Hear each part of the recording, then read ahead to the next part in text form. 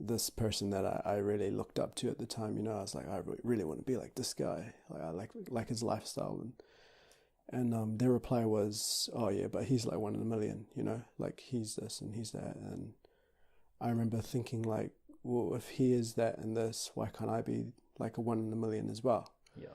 So I think it's essential that you shift your mentality into thinking like that when people try to like put you in a box and say like, oh, like that person's different though. Well, everyone's different. Everyone has a point of difference. And I think you need to be sure-footed in yourself when it comes to that, and just know that you have like a point of difference for yourself.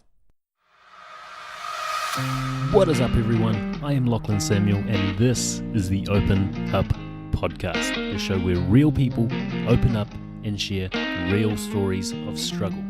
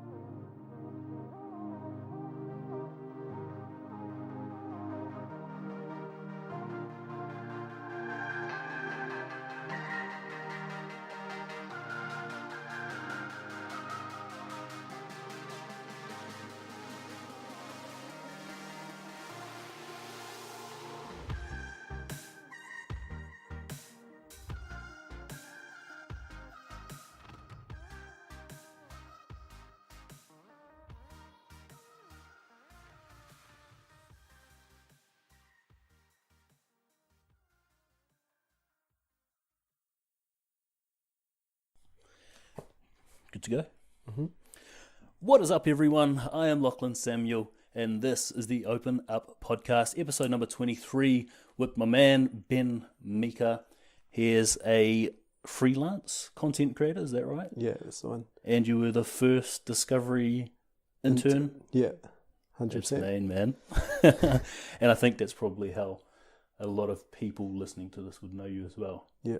As that Discovery intern. Oh, just going to turn this up a bit so we can hear ourselves. Okay, my man. Like we were chatting about before, the whole format pretty much starts with childhood, but like most people, that have been through any sort of struggle, we go through struggles while we're still children. So did you want to walk us through what you went through, I guess, from when your parents decided to split up? Yeah, so I was 2 years old.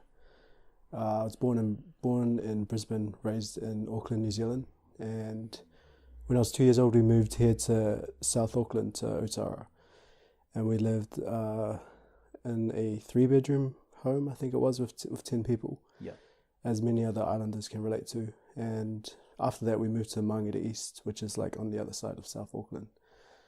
And growing up, like, I think with a single parent, we didn't have much, like going to school and stuff. We didn't have lunch money or that kind of thing. So we experienced all that kind of stuff from a young age. And yeah, and were you very aware of like that financial pressure or stress that your family was under, or was that just a norm for you? It was just norms for us, eh? Okay.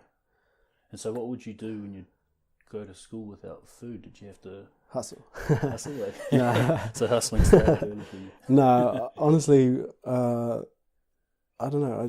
We didn't see anything different because we didn't know any different. You know what I mean? Yeah. But there was one time that I can recall when I started to question why things were the way they were, and that was when I had parent-teacher interviews, and my mum came in as a solo parent, and everyone else's parents were coming, in twos. Yeah. And the kids asked me like, "Oh, where's your dad?" And I said, "Oh, I don't know." And after that, like, they started to, anytime like I was mocked, it became that I had no dad. And so I started to question like my mom, like, "Oh, where's dad? What's happened?" and all that kind of stuff. And I can imagine that wouldn't have been easy to take as a kid, especially from your peers. Like, yeah, dude. And you don't understand what the hell's going on. Kids say the craziest things. Like, when I look back on that, man, that's so like crazy. But I started to just question things because I didn't grow up with like no dad, so I didn't have anything to like compare it to, you know. Yeah. I didn't know what it was like to have like two parents. So after that, I started to realize like something was missing at that time, and I would ask my mum, but she was very reserved in what she'd say when it came to that. Yeah. But moving forward, I got a stepfather a couple of years later when I was around like 9 or 10 years old. Okay.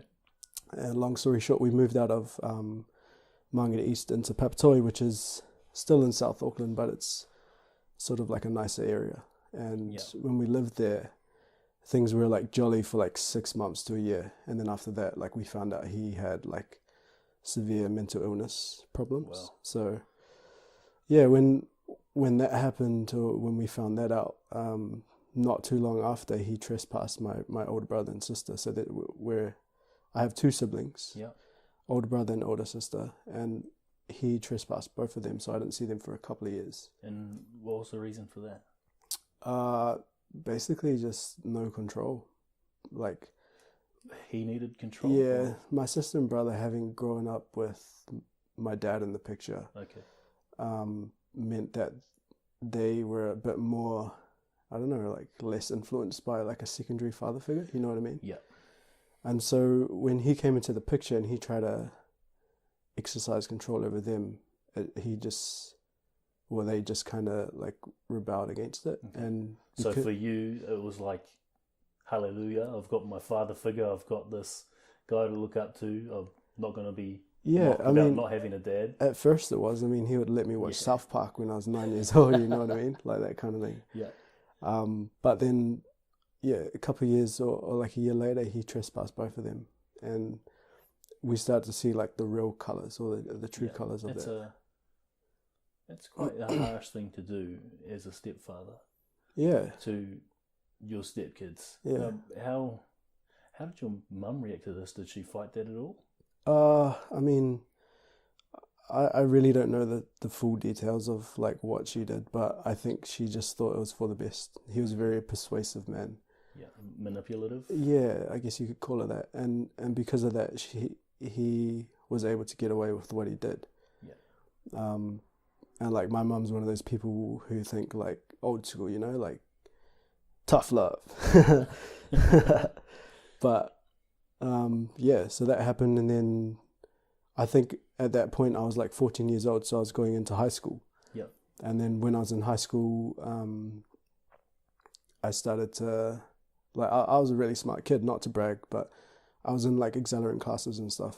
And then when I went to high school, nice. I started. Hold on, we'll stop there because like not too many, or the schools I went to anyway, there weren't too many island boys, island girls in the accelerate classes. Yeah, it must be the Arab in me, man. Were you like the minority in those classes in terms of race? Dude, looking back, I think so. Yeah. I mean, there were like a lot of smart island and Māori kids though as well.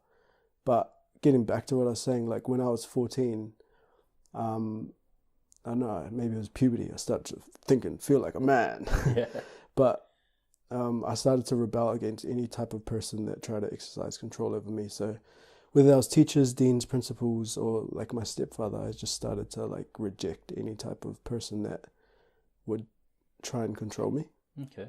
And do you feel like looking back at that now, obviously you're mature, you're doing what you love at the moment with content creation. If you're looking back at that time now, was there like a trigger? Was there someone trying to control what you're doing that made you rebel against authority in the first place?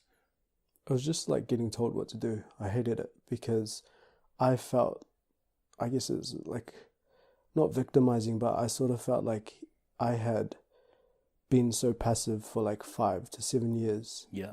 Living in that household, and like I just basically let anything slide, and then I stopped caring about like other people and like what they thought or what they I don't know, like. And when you're saying that you stopped caring or you let things slide, when you were living in that household, is that while you're living with your stepfather or while you're living with 10 other people? With my stepfather. So at that point in time, I'd been living in that house for like 5 years, Okay. I'd say.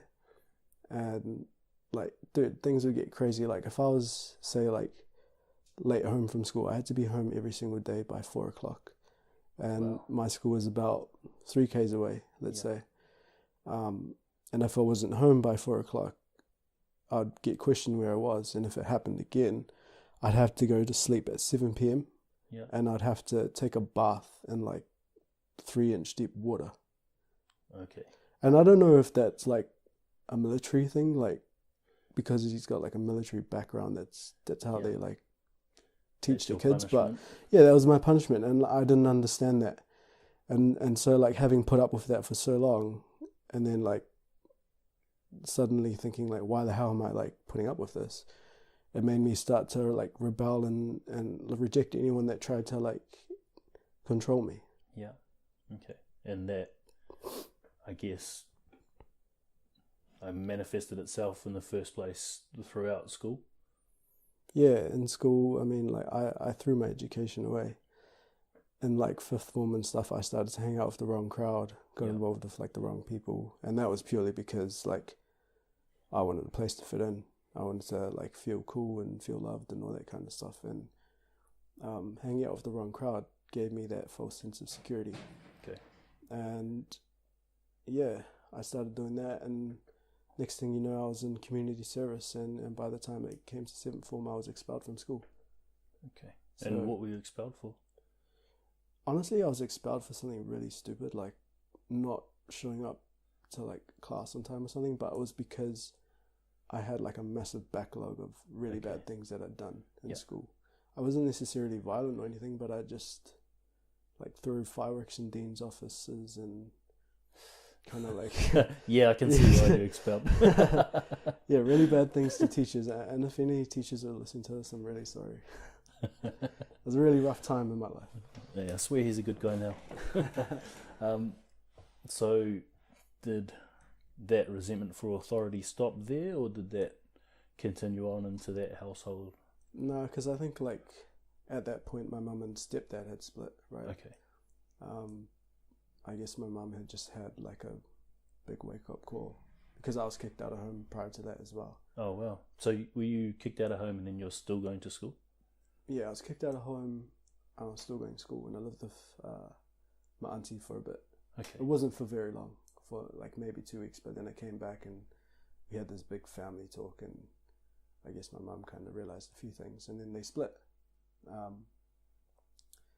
But it was at that meeting I remember the assistant principal saying to my mum, like, oh, your son's not going to make more than $38,000 a year.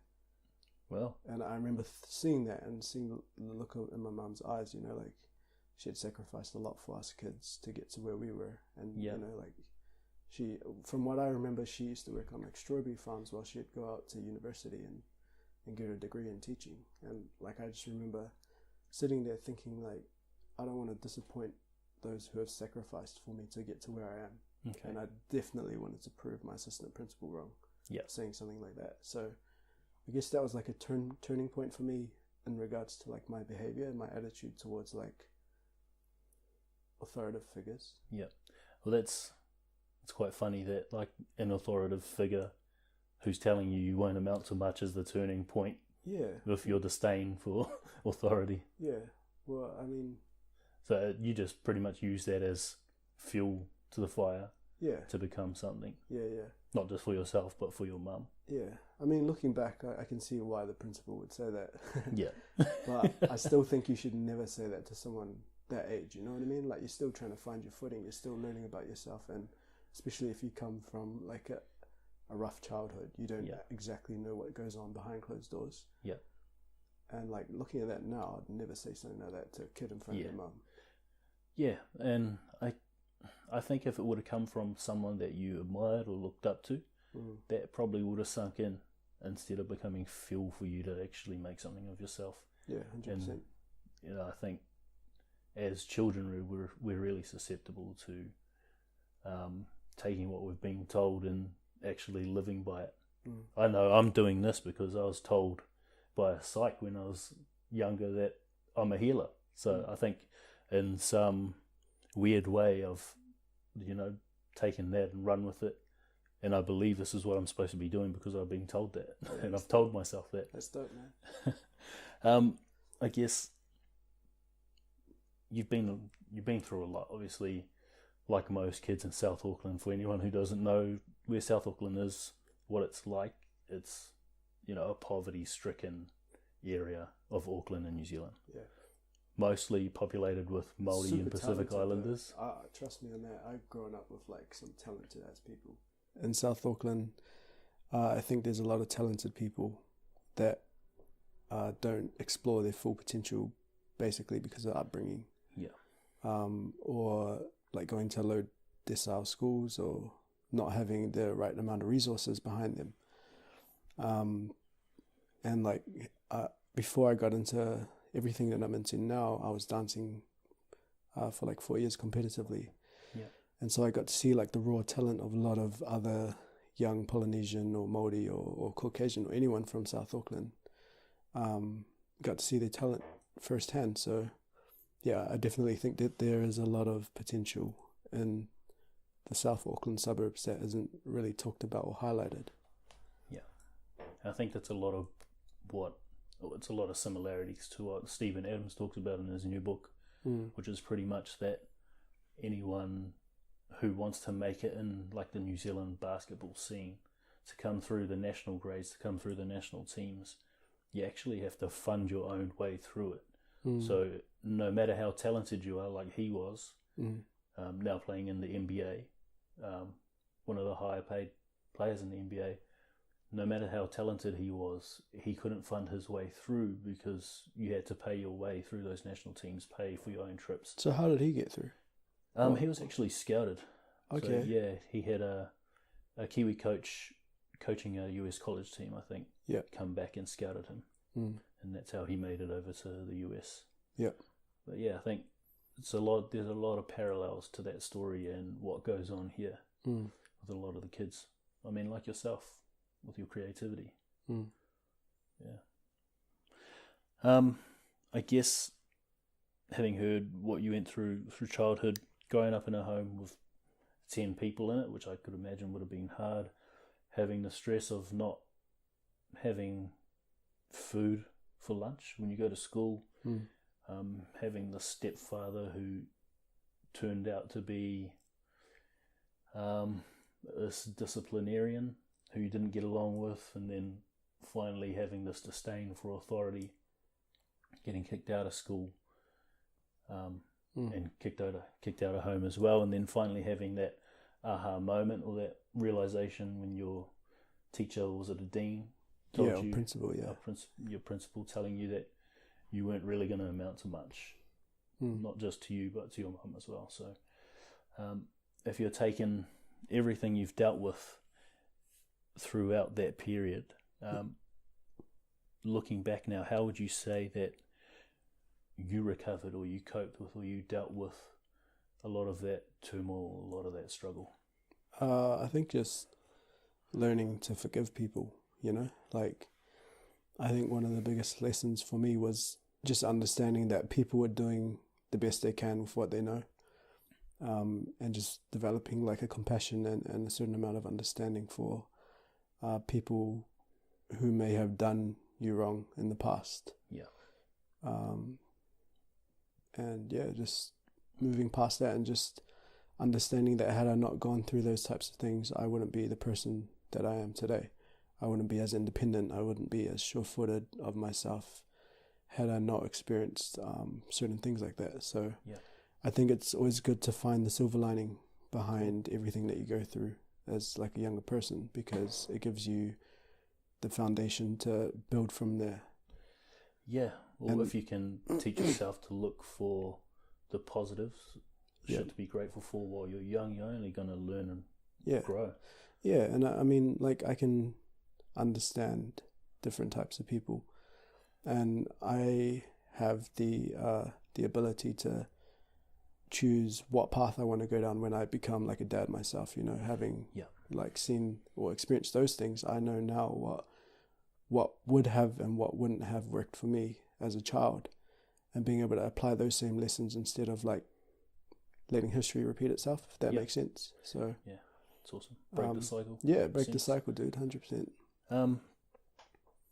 I guess when you're talking about forgiveness and understanding or using that compassion, that thought process where everyone's doing the best they can with what they know, how do you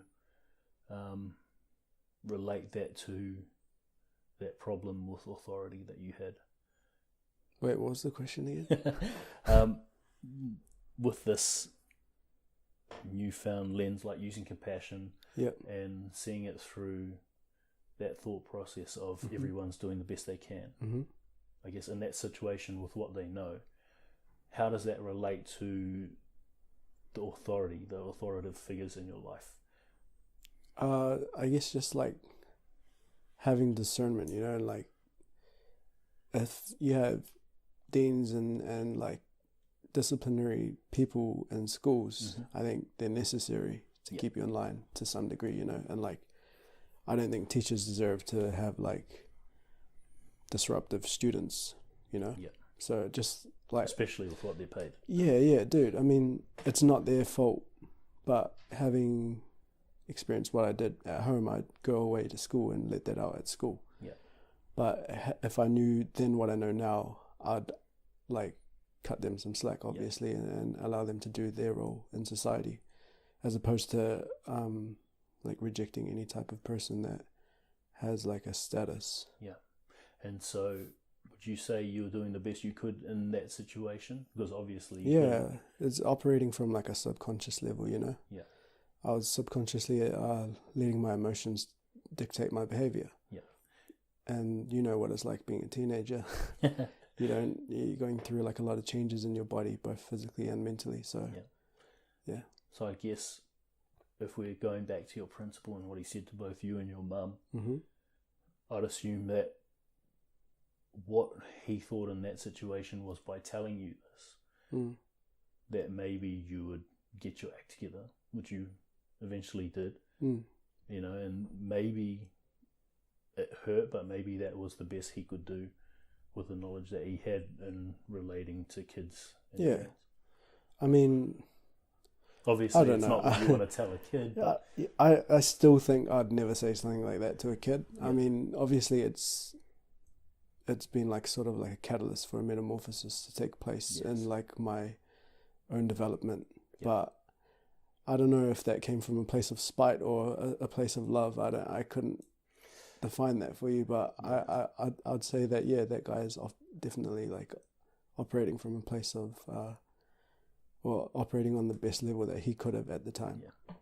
And I guess he would have had to deal with a lot of shit like that. Yeah. I can see that. But I mean, all those people now, I don't have anything against them, or I don't feel any type of spite towards them. I just think like those were prominent figures in shaping who I am today. And that's an important lens to view your past through. Yeah, 100%. If you can't view your struggles and the people who were, in a sense, obstacles as like learning tools or a step to progression, I mean, or a step forward, then you're never going to grow any further. Yeah.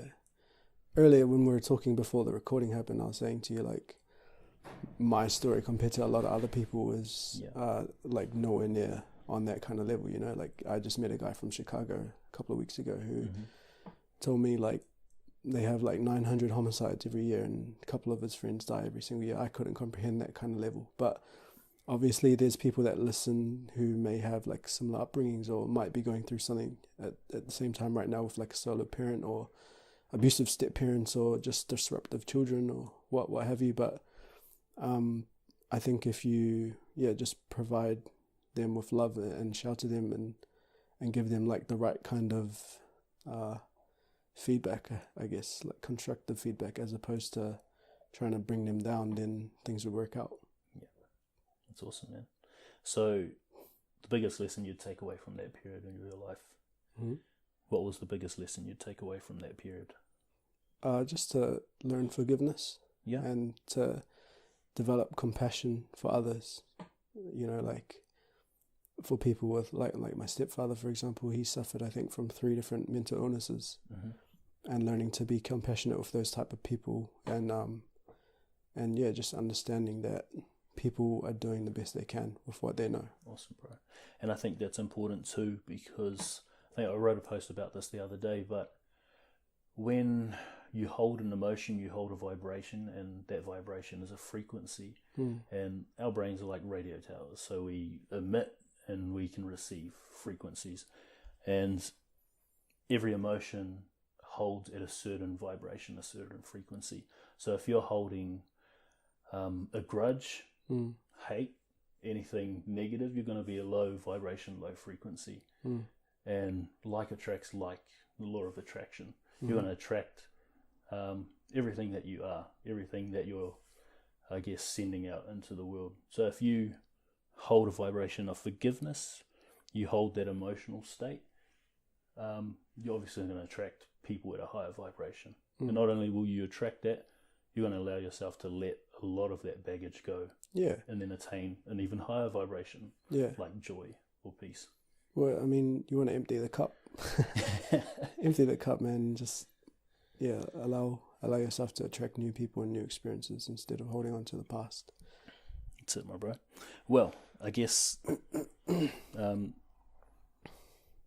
next story that we're going to go on to is going to revolve around your creativity, and obviously you're seen, like we were saying before, as one of the, would you say, premier content creators in Auckland at the moment? I don't know, man. In terms of travel? Yeah, I mean, I guess so. I'm not sure. You're not supposed to be humble anymore. I'm not really sure, man. I mean, well, I guess to most people anyway, like obviously there's Logan doing his thing. Yeah, maybe on the Instagram scene you can say I'm premier, but I mean, there's been dudes that have been cinematographers and that kind of thing for years. Yeah, of course. So, yeah. But you are making headway, you are making a name for yourself, and that is the persona, I guess, that you have on social media, and that's how people, especially people like myself who were into the travel side of content creation, would view you. Yeah. And that's what we're going to chat about now. Did you want to run us through some of the struggles you've had to deal with, I guess, building yourself up from where you were, which was nothing in the content creation space, to someone who's now making a healthy living off freelance creation? Yeah, so I guess, like, bit of a backstory. I started off with a GoPro a few years ago, just documenting travels. And like I'd go out camping and hiking and that kind of thing, and the GoPro was like just a hobby, shooting that kind of thing. And eventually I started to like the process, the creative process, so I started to pursue it a bit more, and I got like a camera. But in terms of like struggles and stuff, I think the biggest one for me is just like having that voice in the back of your head saying that, like putting doubts in your mind and that, and having people around you that are close to you especially saying that you should stick to like something familiar or something that provides like a stable source of income. Yeah. So it's sort of like that crab in a bucket. Yeah, crab in a bucket pulling you down. When was the first time you sort of noticed that not just you yourself, but the people around you were coming out of the woodworks to tell you, like, hey, stop what you're doing, that's not viable, that's not a tangible income source, stick to what you know, which was it flight attending at the time? I think straight off the bat, when I started telling people that I wanted to take this full time and that I wanted to do social media full time, especially when I put in the social media side of things. Yeah. And when you say social media, do you mean creating content for social media, or? Yeah, so sponsored posts, you know, like advertisements for brands. Yeah. Creating videos for brands, or shooting certain types of photos for like hotels and that kind of thing. Yeah. Because it's such a new space and so unfamiliar to like older generations, people would reject it when they first hear about it. Yeah. Because it's like, one, something that's not fully tangible, and two, it's unfamiliar. Well, it's not fully tangible to someone who doesn't understand the space, I guess. Yeah. For someone like you who's been around that industry for a little bit now, you understand that it is tangible because there's people making healthy livings. I think social media is here to stay, and I think it's like going to be a strong thing in the years to come. Yeah, or like Gary Vee says, if you don't understand the internet, you don't understand social media, you're going to have no business. Yeah, 100%. So yeah, that was biggest struggles, I guess, that I faced on my journey from going from full-time employment into freelance. Okay, and I guess that transition from being a flight attendant and working or hustling to get your content up and running, to build this content library that you currently have at the moment, what was the struggle going from doing this part-time to now doing it full-time and having to make an income that actually can support you? I think honestly, like, it's the business side of things that catch a lot of creatives out. I mean, me personally, I don't think I'm lacking like any sort of drive or talent. I think it's more so learning the business side, the back end. Yeah. Learning how to put together propositions and how to learn how to pitch to certain companies. Okay. The follow-up emails, the admin, the business side of things, taxes. There's a lot that goes on behind the scenes, which I think throw a lot of creatives out. Mm-hmm. But I was just fortunate enough to have some friends who are knowledgeable in that aspect, and they were able to kind of mentor me through the first early stages before I found my footing to turn it into what it is today for me. That's super helpful, especially like we were talking about before, that Polynesian culture and that Kiwi culture in general, where you're not really supposed to put yourself out there. You're not supposed to label yourself the expert or the best in any sort of field. You have to stay and remain humble. Yeah. I can imagine it would have been hard for you to learn how to pitch yourself, learn how to sell yourself and sell your services. Yeah. I mean, yeah, it is kind of hard, especially it was hard in New Zealand, learning how to like put your best foot forward and how to talk yourself up to be able to sell yourself to, like especially corporations and brands. Okay. But I think it's important to surround yourself with the right kind of people. Yeah. And have like that community or that creative space where you can bounce ideas off each other and like grow together. Yep. Because if you're a one-man army, as much as I love that idea, and we all do, you need other people in this type of industry. You need other people to present to you ideas or to give you the creative space to do what you want and to just share knowledge with each other.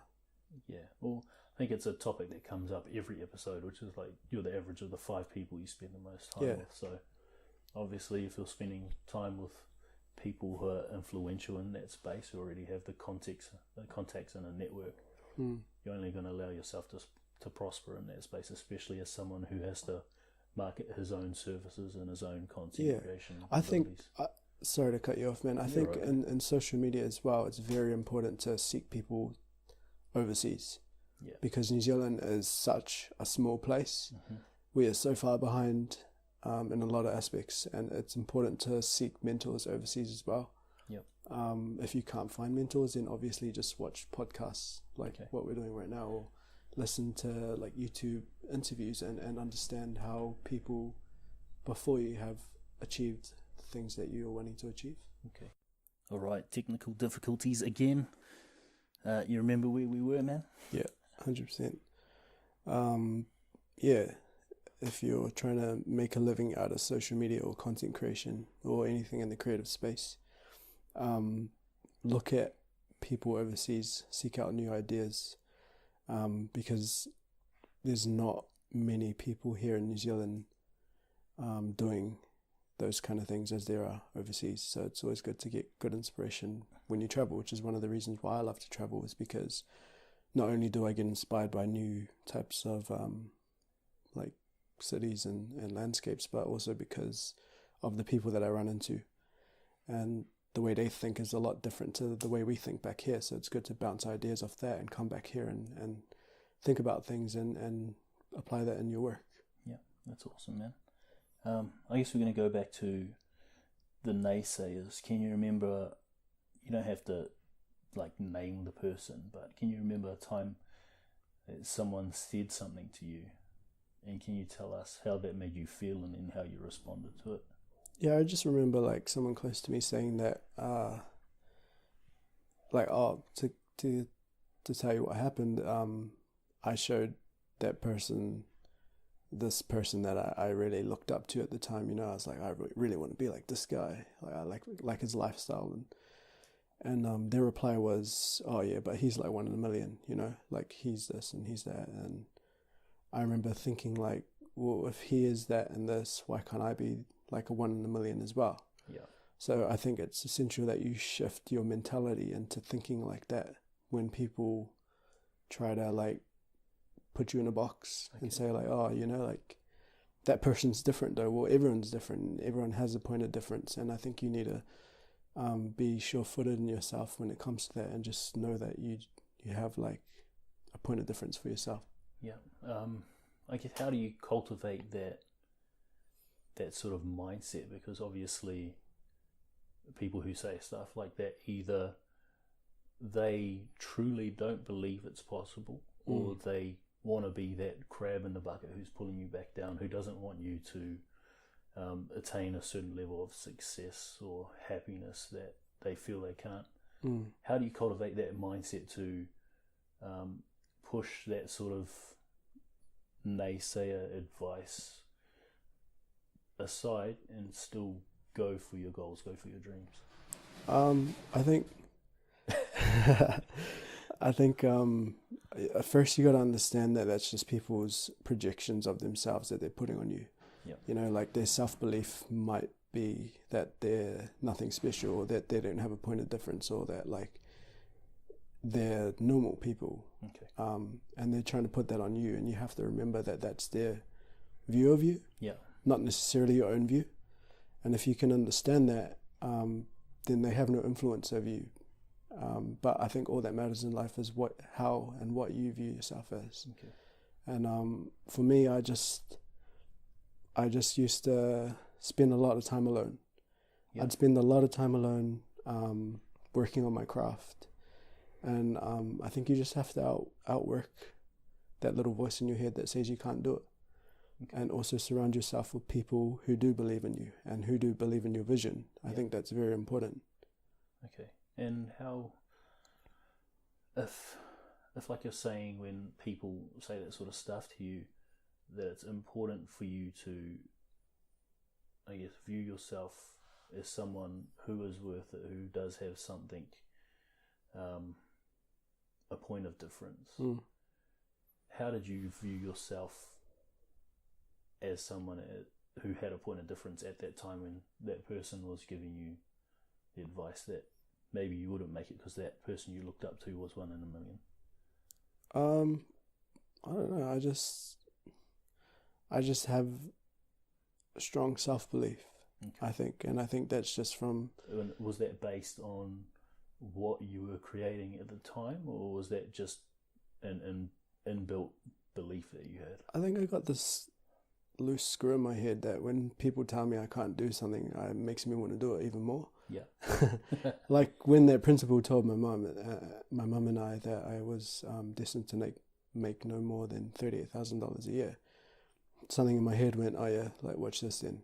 And I think the same thing happened when that person told me that. Was I get like a strong motivation to prove that person wrong. Okay. I don't know. I don't think that works for necessarily everyone. Some people may take that to heart when they get told that, especially by someone close. But I think all that's important is that you know what you want to do, and that you have the work ethic to get yourself there. Okay.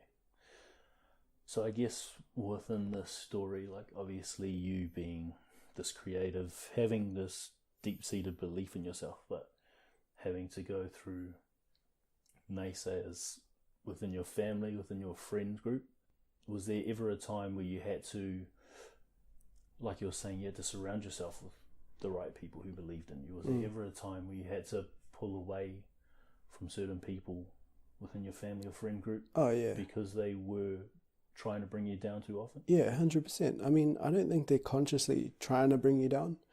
Like I said, I think they're just projecting their own self-beliefs on you. I think they're just afraid. They're afraid, exactly.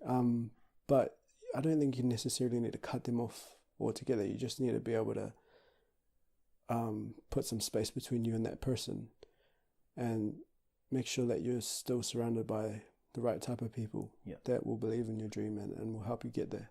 Cool. That's awesome. And that's hugely important, especially for someone who's going after a dream where you're more than likely going to end up alone in doing something like you are, which is freelancing. Mm-hmm. Okay, so I guess to cover that story and to move on into like how you recovered, how you dealt with the naysayers, most of it was this deep-seated self-belief. It was surrounding yourself with the right people. I guess you got these people around you who are already doing something similar to what you want to be doing, and then they helped you move in the right direction in terms of business. Yeah, and they would instill that belief in you that you could do it.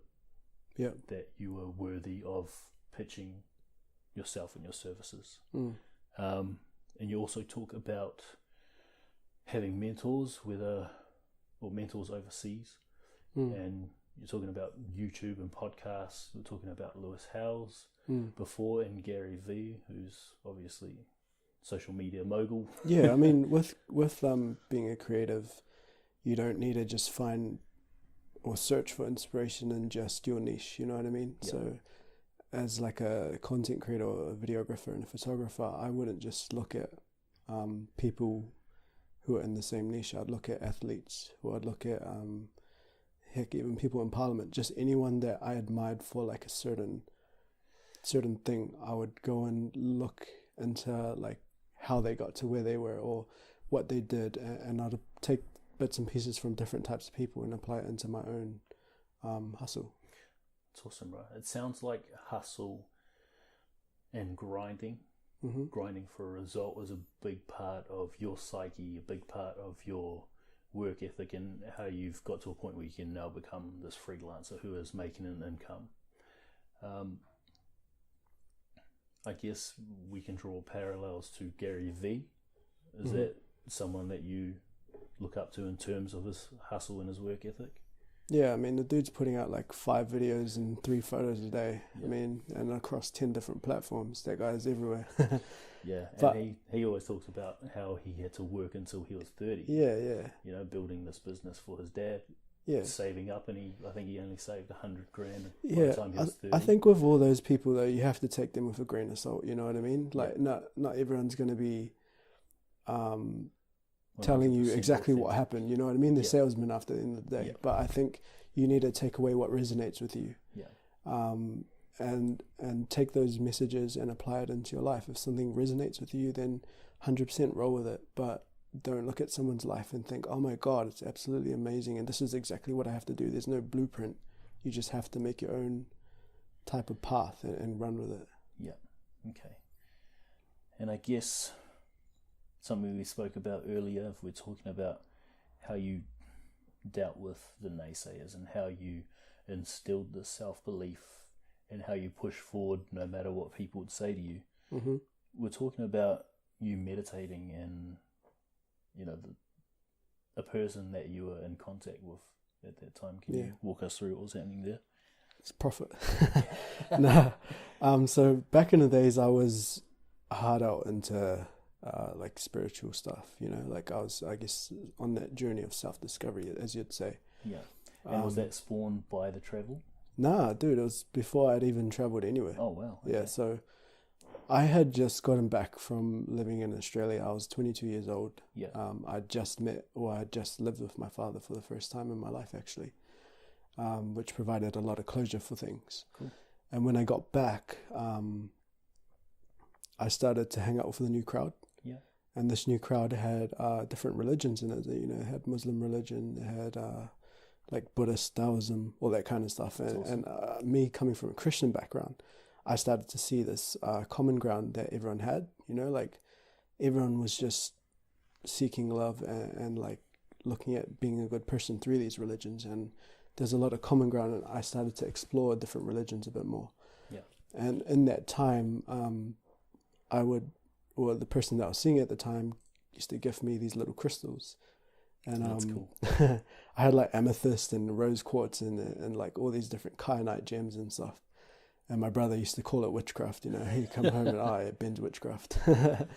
And then one day, he was a sky technician, right? And one day he met this guy on a job who had like these giant geodes. I don't know if you know what geodes are, but they're basically like caves, mini caves full of like crystals inside of it. Yeah. So he had them scattered around his house. And my brother's like, oh, my younger brother's into that stuff. And he's like, oh yeah, you should tell him to come, like meet me, blah, blah, blah. So I went and met him, dude. And like at that time I was hanging out with a kid who believed he was like an alien. He was 16 years old. Wow. And he had like, crazy story anyway. He told me like this planet's name was Arcturus. And I went and met that dude and I did a meditation class with him. And at the end of it, he said that same name to me. He said Arcturus. And they had no connection whatsoever. And I was freaking out, like, how does this guy know the exact same thing that this younger kid knows, And so I started to hang out with this guy, and he taught me how to meditate, and he taught me how to like find my center amongst all the noise, he used to call it. Yeah. And he'd use like giant crystal singing bowls made out of Brazilian quartz. That's cool. And he was actually the guy that inspired me to go to India, which was my first ever trip away from, the countries I was born and raised in. Yeah. So yeah, I think a lot of the things that he instilled in me, or a lot of the principles that I took away from that, which were heavily Eastern-based religions, I still apply subconsciously in my day-to-day life today. That's awesome, man. So I think I'm very very lucky, fortunate to have come across some of the people I've come across or come into contact with the last few years, because had it not been for them, I wouldn't be anywhere near where I am today. Yeah. So when I hear that term tossed around, self-made, I think that's the ego talking, man. I mean, I'm not self-made at all. A lot of my winnings and stuff are thanks to the people that are around me. Yeah, and I think that's the same for everyone. It's just whether or not you have an ego big enough to... Yeah, I mean, dude, come on. There's always going to be someone that laid the groundwork for you to get to where you are, Yeah, exactly.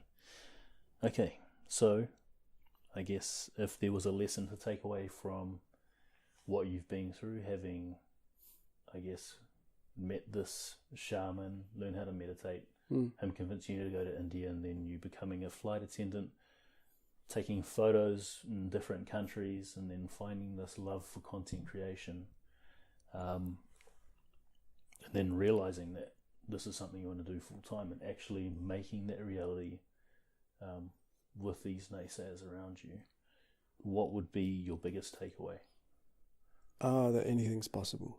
In this day and age, especially with the internet, you can basically create an Instagram or YouTube account and put up work constantly. Yep. And you can catch a break, and then you can make it a living. Exactly. The only thing that separates you from other people is how much you're willing to give for that dream. If you're willing to do whatever it takes, then it'll happen. But if you're half committing yourself, then you're going to get half committed results. Yeah. Well, you get out exactly what you put in. Exactly. So if you put in a half-ass effort, you're going to get half-ass results. Yeah, that's it, man. It's awesome, bro. And I guess if Tekashi 69 can... Oh, mate. I mean, dude, he's winning. Everyone's talking about him, He's so controversial. And I think, like, can we talk about that for a minute? If you want. So, I was just hanging out with 4 artists, right? Yeah. I shot a tour. I was on tour with these artists, and all they would talk about is these new age rappers that have coming through, like Lil Pump, Lil Uzi Vert, and Smoke Perp, tatted faces, colourful hair. And I mean, like, everyone's hating on them, everyone's hating on them, saying like, oh, this is trash, this is absolute rubbish, blah, blah, blah, blah, blah. But I think, like, the groundwork that has been laid for them, they had to step to that level. They had to go to that level in order to make it to where they are. Different. Dude, exactly. Because I mean, yeah, they're talking about drugs and girls, but so were the guys in the last generation, you know? And so in was order, Chris Brown. yeah, and in order to top them, they've gone and taken it to this whole new level, which is scary. I mean, it's scary because the amount of commitment, you know, the tattoos on the face and the amount of drugs and all that they're taking. But this is reality. And even though people are hating them from older generations, you have to step back and realize that we are all part of the problem that's moving forward, you know? Yeah. And in order to spark a change, I think you need to be able to do what like J. Cole's doing, man. That guy, J. Cole, is like a He's legend. just real, He was getting dissed by Lil Pump and all that kind of thing, and then he went and had an interview with him, and then took him on a show. You know, so he's leading That's the from ultimate. yeah, he's leading from a place of love. You know, Yeah. if you can lead from a place of love, you can do amazing things. But if you're just hating on things and like rejecting that we are all part of the problem, then And I think that's important too, because obviously someone like Tekashi would know what people are saying about him.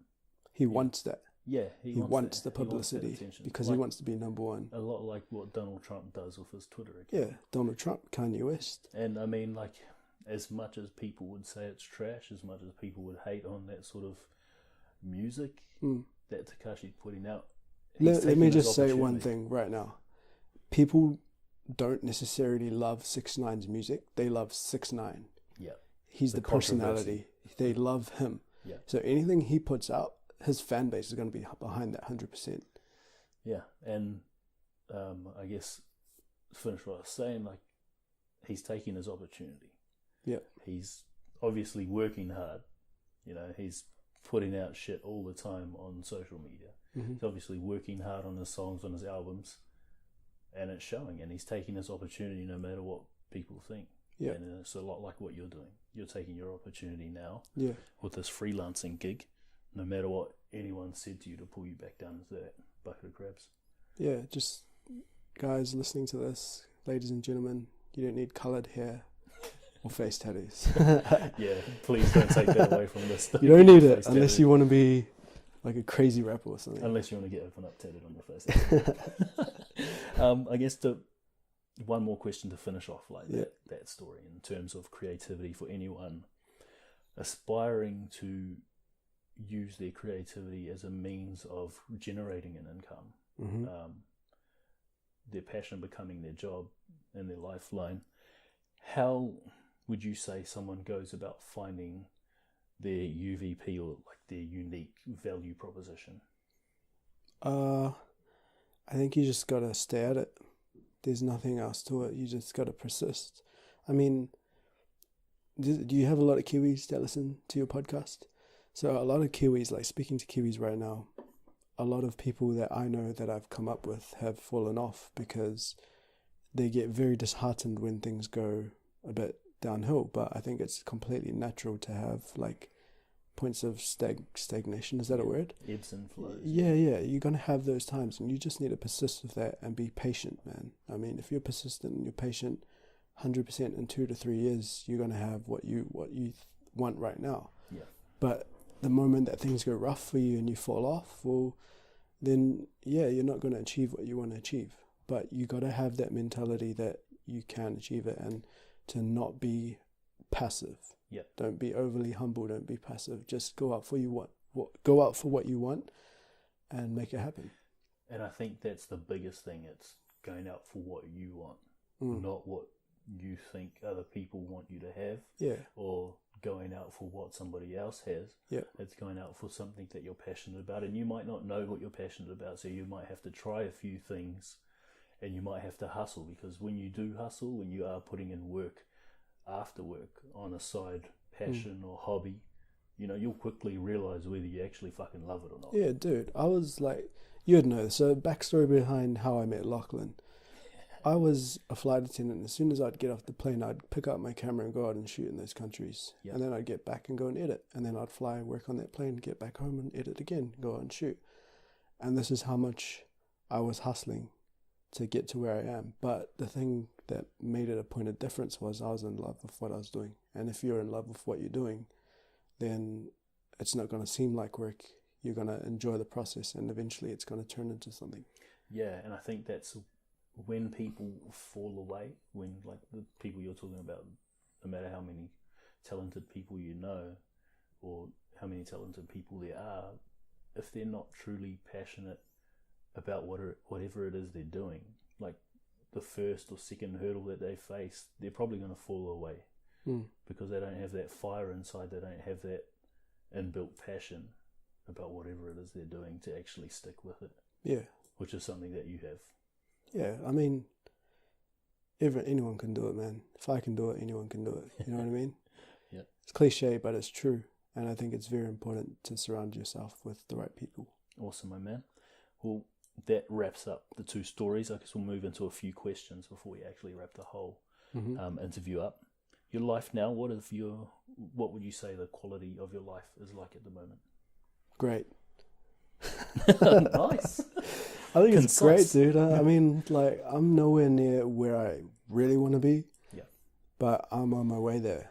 And I'm really, really thankful for everything that I have around me. You know, I have a loving partner. I have a great family. Yeah. I have amazing friends that support what I do. I have the creative freedom to work with brands and other people and do what I love. And I'm really, really thankful for that. Cool, bro. What have you added to or removed from your life to improve the quality of it? Negative people.